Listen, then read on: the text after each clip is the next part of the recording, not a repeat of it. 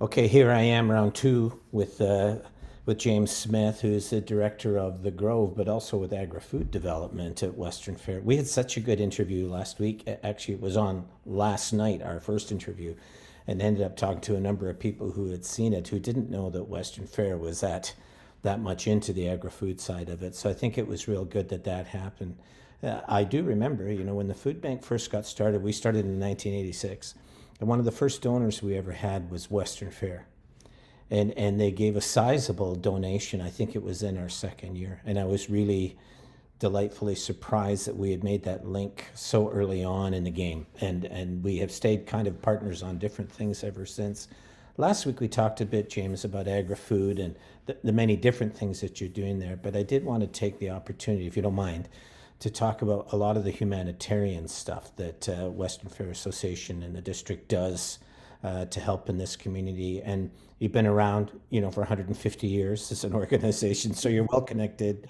You know the different groups that are out there. But I know you've done some pretty interesting things lately, and not just about the food bank stuff. Or I know you help a lot with business cares, for instance, each year. But why don't we start with something like, let's say, growing chefs? I know you help them out. They've been on this program as well, but they found the help of the Western Fair indispensable. How does that work for you? It's thank you again for having me on, and yes, it was a lot of fun last week. Love talking about the work that we're doing here. It's we're having a good time. I didn't know work could be this much fun, but yeah, I think here at Western Fair we really strive to be a great community addition and support community, and it's obviously one of our three pillars when it comes to the other two being sustainability and agriculture. But community is really important, and when we start to look at our roots in agriculture and as an ag society and food and the importance of food, but not just, I mean, we talked about this a little bit last week, not just about getting food into people's hands, but kind of talking about, the security around food or insecurity around food, but then also education and knowledge around food.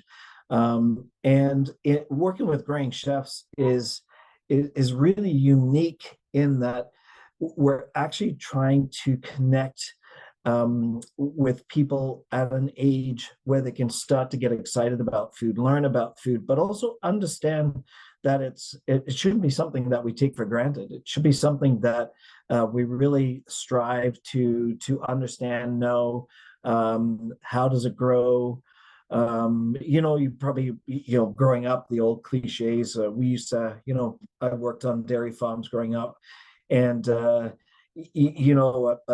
of the colleagues in our community built this huge, brand new, what they called a rotolactor dairy, Hmm.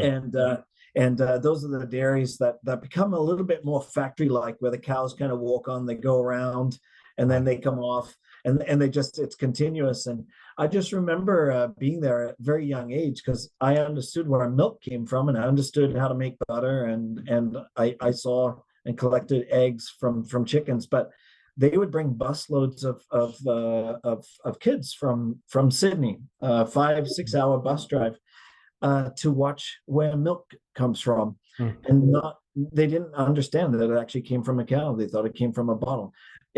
One of the things that I think this program, working with growing chefs, does, and they're an amazing addition. And they have they're the first space we built within the Grove initiative, is supporting their growing chefs, their programming for bringing young kids aged 5 to 13 on site. And they talk about food security. They do education around food. We help them build, with the support, obviously, of the food bank, which is amazing, a greenhouse here on site. And they grow food all year round.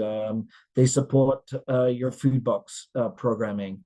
And we do that on site, and we teach and show these young children the whole process, and they get so excited. I've never seen a kid get so excited about eating a mushroom, but they learned how mushrooms grow. They weren't scared of it. It was quite an astonishing thing. And they cooked. They learned how to cook with them, and they ate them. And again, I think it's that connection really early on, Glenn, that changes everything. And I love the work that they're doing. They have an amazing team. And we at Western Fair are just really happy to have them as a part of our community, and are happy to support them however we can. The province, I think in the fall, just put out a new thing in their curriculum for schools in Ontario, in which getting kids more acquainted with food, how to grow it, the nutritional elements of it, stuff, that's all going to be built into the curriculum. We'll have to see how that gets worked out. But I have been in touch with some teachers who say, look, at once it's in the curriculum, everything kind of aligns to that. The curriculum is key. And now that the province has done that, I think we'll see some other interesting things happen. And I do Yes. remember too, Andrew Fleet, who leads Growing Chefs. I got to know him years ago at a London Community Foundation event that I was speaking at. And I remember he talked about his vision and what he wanted to do. And we were all so impressed, James. I mean, he was really great. But he lacked a couple of things. He wanted to build, like, have a business plan. And he Yeah. also wanted a place, some place where he could settle in and make it work and actually show, not just an office, but actual place where he could grow and show kids things like what's done. And I remember back then, because Hugh Mitchell was head of Western Fair at the time, he phoned, took me out for lunch. He said, you know what I think I want to do for Growing Chefs? And I think I've got this right. Andrew can correct me. But Western Fair paid for his business plan development, right? So they weren't only willing to house him there and help him, but to pay for that business plan. That was the piece that Andrew really needed to start going out, getting funding and other things. But it was Western Fair that covered those costs. And I think a lot of folks don't know that. The Western Fair just doesn't look around and say, hey, we have some empty space, come and do your best, right? Yes. You Yes. do, as you do with the agri-food movement and other things, you try to be not just a host, but a nurturer, to try to provide all the amenities that are necessary. And I think that without the Western Fair and without being down there, I'm not quite sure that Andrew Fleet and Growing Chefs could have the early successes that they have had. But I think it's awesome that you not only hosted, but you helped to develop a business plan, and now you also nurture that. And I think there's going to be a lot more of that coming up. Do you get that sense? I totally get that sense. We're a big supporter of them annually. We're a title sponsor on a lot of the projects that they work on because we really see the value. And to your point, we have to find ways to support people. Andrew Fleet he is phenomenal. He is tireless. I don't think I could keep up with him just for one day, let alone he's been doing this for many, many years now. But yeah, I really believe that Western Fair feels that we have a responsibility to support this kind of education, this and these types of initiatives, because we kind of became so disconnected, even within our own, strategic kind of mandates. We became disconnected to agriculture, and now reconnecting and reaffirming that this is a really important element of our region, southwestern Ontario, but London, our growers around, and Growing Chefs is just an amazing organization that we will continue to support because they're just doing great work. Yeah, it is. I know when I was working with help partnering with the fair a number of years ago, that and I started hearing that fairs were beginning to close up around the country. But in looking at that and studying it, I mean, these fairs were all started. It was kind of a charter thing between the fair and a district, or between a fair and a government. And I know that London had that. You kind of share that with the city of London, some of those same principles. But I do know that over time you can get away from the agricultural side. When I was in Ottawa years ago, the big talk was about the urban-rural split and how two different cultures are developing and they're miles away from one another. But what urban agriculture has done is actually brought that rural side into the city, which is wonderful. And I can think of all sorts of different groups that are trying to make their way in there, including the food bank with the greenhouse stuff. But really, you need a place. You need a place, and you need a place with infrastructure and resources that can provide the water and the other stuff that's necessary. And you guys have Yes. really done that. So congratulations on that. I think you're helping to minimize that urban rural split in a way that speaks to the next generation. I think that's really great. Yeah, and those are amazing points. And I think Glenn, I mean, you think about a city, and again, I'm not sure if we touched on this last week. We talked about a lot of things, but just having this 80 acres of amazing land within the city of London. I can't talk about that enough. And the jewel, I think, within the city that's here to support the community and teach people. But growing chefs grows a lot of food, and they use that food within their classes as a learning vehicle. And obviously, they also grow and harvest for food boxes for the community. But Yeah. we're looking to do more and more of that.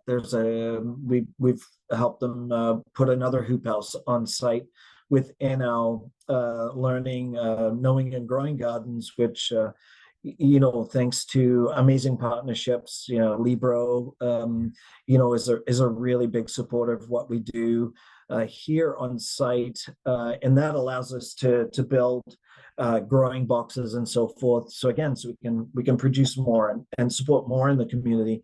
And the Growing Chefs really leads that work for us on this site. So it's not just within their space within the grove. It's not just the greenhouses, but we have these gardens, we have planters, and again, they all become a big part of teaching people, but also creating experiences for people to come to and see what's going Yeah. on site. It's phenomenal. Let's talk about another group. It's a group called Diabeat. Now, her name is Yeah. Mystery Furtado. She's a Yes. black woman here in London who's a real visionary for the things that she wants to do. But I remember she came down to the food bank and met us one day, this is a couple of years ago, and said, diabetes in the cultural communities, especially amongst the black communities here in London, was something that they were just really trying to get a handle on and learn what to do about it. And a big part of that was diet. We know how kids love sugar. It's just the way that it is. Yeah. But she was wanting to find a way in which kids could learn about food by actually growing it, as opposed to looking at it in a textbook or putting it together for a meal. And so we tried to help her. So what we did is we put her at the back of the food bank right beside the greenhouse for that first year, uh, Yes. for a few months. So, and I remember the TV station came down and others, and here were all of these kids going around growing all of these different things. But it became very clear at that time to me, watching all of that take place, that look at the food bank is not big enough, right? They really need something more significant. We suggested Western Fair, and I know that others had as well. And I know that Mystery came down and talked to you folks, and the next thing you know, there they are, and they're seeming to find a future there. Can you go into that a bit for us so we can understand? Yeah, we just we met Mystery somewhere around just before fall of last year, and she started to talk about the work that she's doing and education around food, but also food from her community. It wasn't just growing food in general, but trying to also connect to young people from her community about the types of foods that they had growing up and that are traditional for them. Yeah. You hear about okra and callaloo and collard greens and all that kind of stuff, and it's just phenomenal that she wants to teach people about their heritage and the culture and where this food is. And again, because they're all amazing ways to introduce healthier and more nutritious food into the community's diet. Yeah, so she started talking about this and that project, and obviously with your support and the food bank support, with a hoop house, we started to kind of think about, okay, where can we put this on site? And it was just a natural fit for it to go in and be a part of our Knowing and Growing Gardens, which is right beside our agriplex facility. Yeah. Right beside where Growing Chefs is having their hoop house, their summer hoop house. And so, yeah, so there'll be a lot of work in conjunction that we can do together, support her in her initiative to educate people from her community, but also the community at large in other cultures, foods, and so forth. So yeah, she's very excited. I actually just saw her on the weekend, so we're finalizing that agreement with her. We'll start building her hoop house in the next couple of weeks. She'll start growing her seedlings, and yeah, we'll be off and running. She's agreed as a part of the project to open up her space to the community for anybody to come in and help out, but also to do educational elements to the work that she's doing, but also to kind of help support and get the project that she's doing out there into the community. So yeah, just a lot of energy and a lot of will to get this project under and get her community supported. Yeah. I Yeah. remember we have three kids from South Sudan that we adopted 20 years ago, and they've been here. And but I remember when they first came, the very first day we took them down to a local value mart, and of course they'd been used to a totally different kind of diet. They'd never been out of the country. They'd never seen a large body of water before. They were totally intimidated by it when Oh, they yeah. saw it. Yeah. But we took them to the value mart, and I remember my son Ater, he fell behind as we were walking along and showing them, and he was looking inside the door of the cooler, and we showed him where all this milk was, and he looked inside the door of the cooler, and I said, "What are you doing?" He said, "Where's the cow?" Like he was Oh, yeah. honestly just trying to figure that out. Yeah. Then, of Yeah. course, we tried to be responsible for their own Southern Sudanese cuisine and kind of curriculum around food and other things, how to prepare it and everything else. And I think we were just kind of disastrous, both Jane and I. We were trying to learn. We knew about the culture, but to try to learn how to do it. And there was so much temptation on the other side for the kids when they went to school or they went out with Yes. friends, chocolate bars, pop, all that other kind of stuff, right? It was really hard to bring them back to that part that was really necessary. And it seems to me that that's what Mystery and Western Fare are doing together.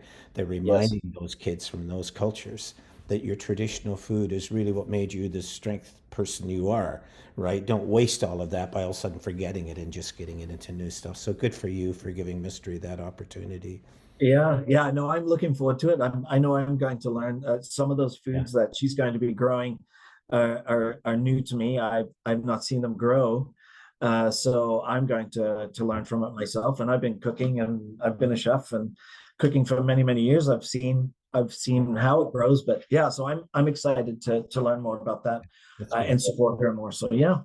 Yeah. Now, I found out from you a few days ago about Hutton House that you actually help out with that too. I'd appreciate you explaining that because I don't know much about that one. Yeah, the Hutton House, they were a big part of a project way back and became a part of the Growing Chef programming through their work at the Patch. So they have an urban garden that they support here in downtown London, and they started to work with a company in honor of the company's principal's son who passed away. Hmm.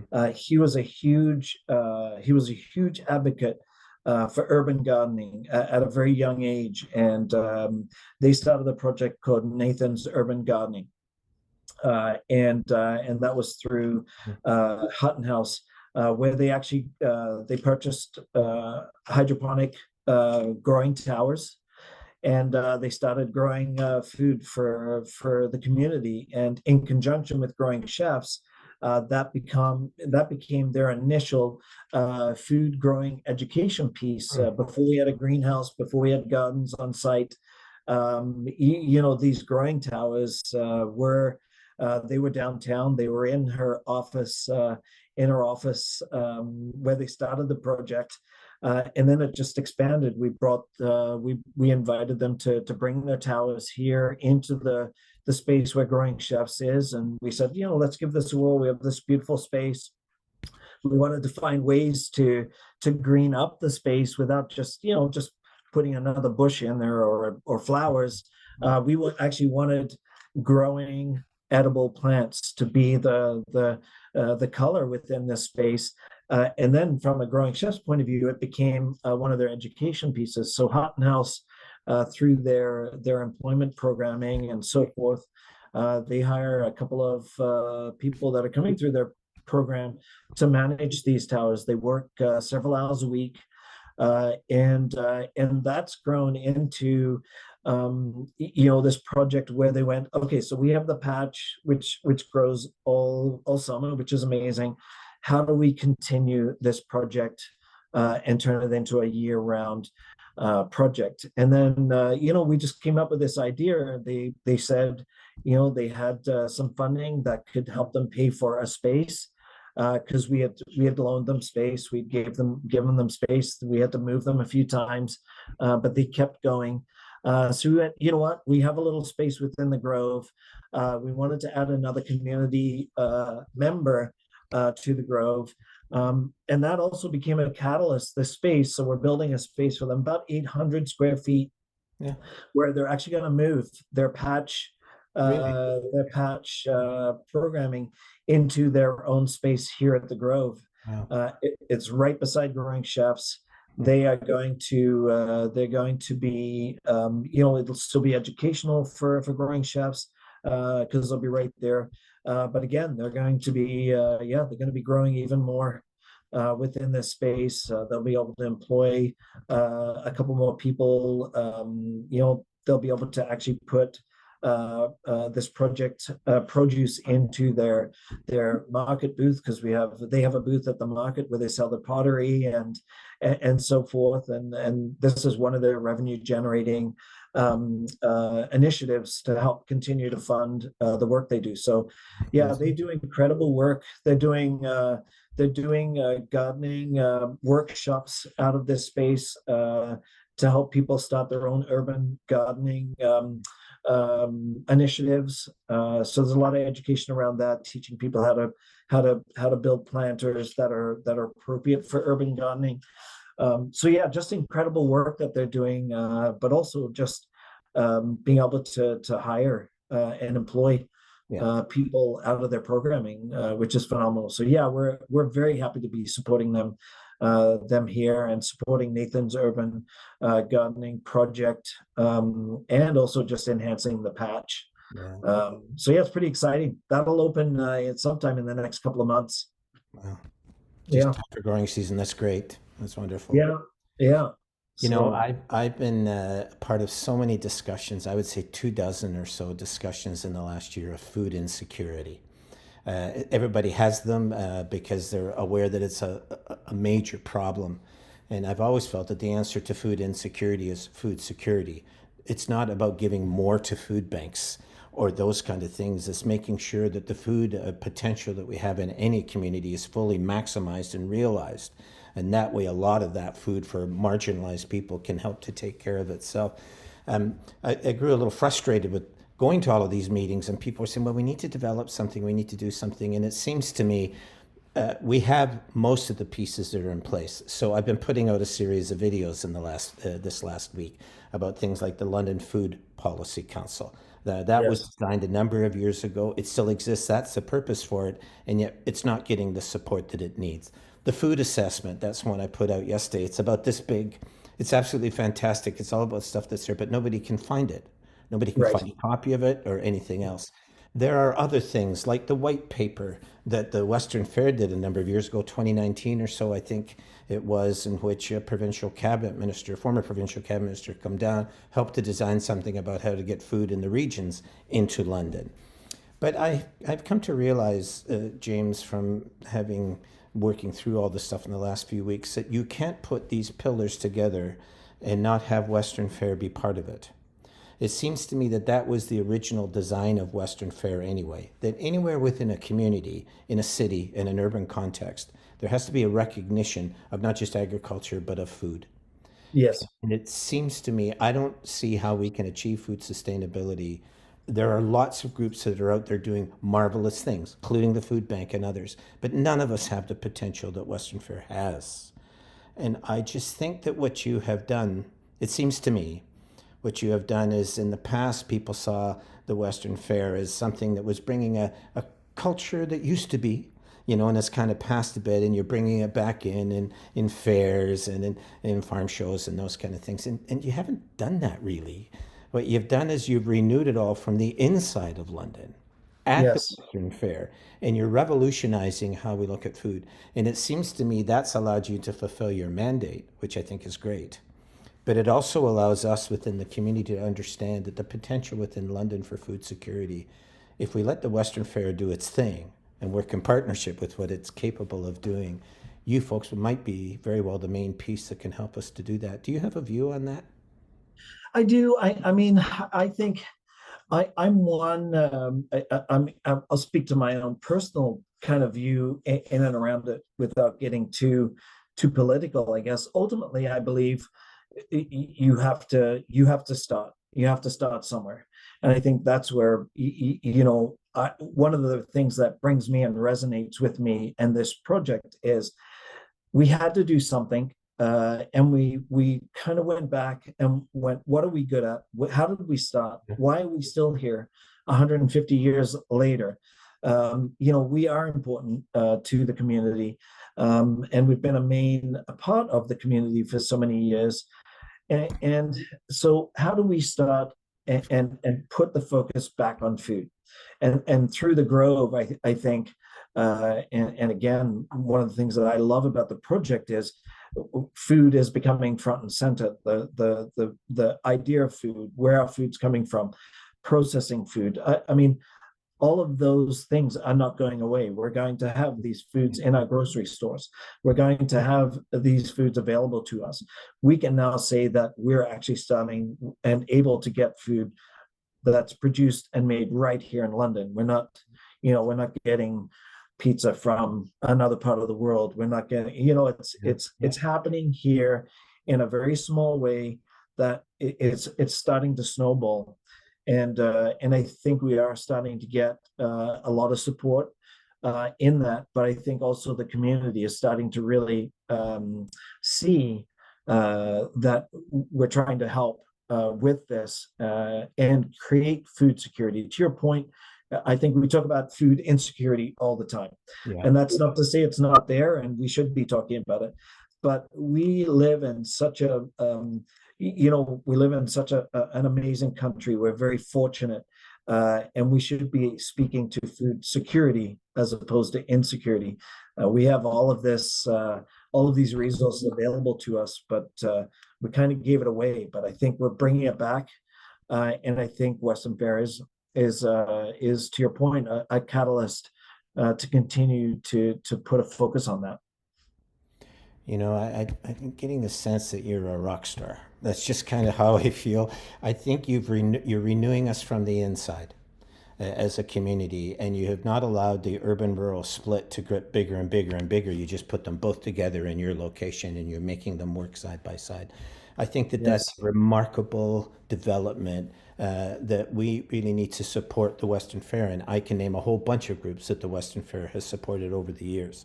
But it's now time for the people to get back and support the Western Fair, not just because you do the odd thing there that might be appealing to a large group of people that come in, but you're actually fundamental to the infrastructure of the city when it comes to things like food development, innovation, research, those kind of things. So, James, thank you to you and Reg Ash and Mike Woods and all of the folks that's there. That's your team. You're all rock stars. But what you did is you remade yourself, not in the image of something that's desperate. You remade yourselves in the areas of what your original charter, which was about food, about urban stuff, all those things. Thank you for Yeah. that.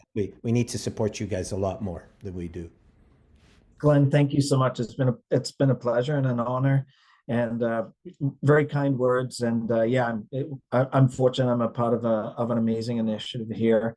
But we're a member of we're a community and a part of London's family. So I think that's our mandate is to continue to support that. So, but thank you. It's been a pleasure. It's been really good. We'll do this again sometime in the future. And I know you're meeting with the senator today, and I've got to let you go get going for that because I know they'll Yes. need a tour and you'll show them some awesome stuff. Thank you, James. And to all the others, thank you. Thanks for making yourself available. Thank you, Glenn. Have a great day. See ya.